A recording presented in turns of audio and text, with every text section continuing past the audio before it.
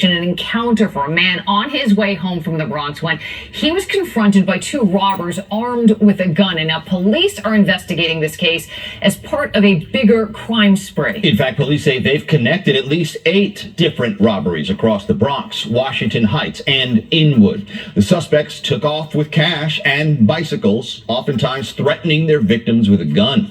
Eyewitness News reporter Anthony Carlo spoke to one of those victims. He is in Washington Heights with more. Anthony.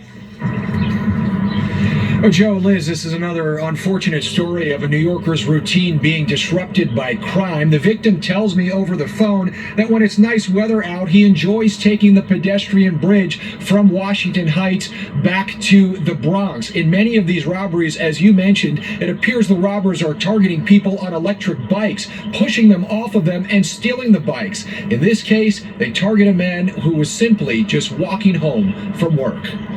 A walk across this pedestrian bridge from Washington Heights to the Bronx became a walk one man will always remember when he came face to face with two robbers. They used saying that they were going to kill me if I don't give them the money. You know what I mean? Oh. And they make me kneel with a pistol, pointed on my head. Speaking to us over the phone in the middle of his workday, trying to earn back his money, the victim tells us he had just stopped by the bank before crossing this bridge and fearing for his life. Of course it was. Of course, I thought I was going to die. This robbery on March 18th, just after 7 at night, one of 8 police are now investigating as part of a pattern starting last month and spanning the Bronx, Washington Heights, and Inwood.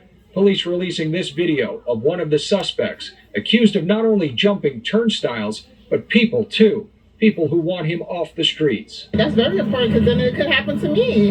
It could happen to somebody else again. That's very scary. Police say some of the robberies have been violent. The suspects armed in some cases, allegedly telling their victims, mostly all young men, "Give me your bike or I will shoot you.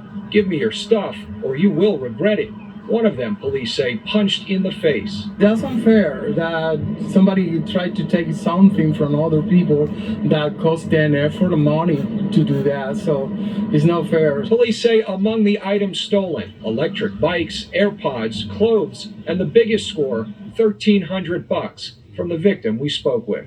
The worst thing was I used to withdraw some money from my account. I mean, almost everything, my rent, and they took it all. Yep.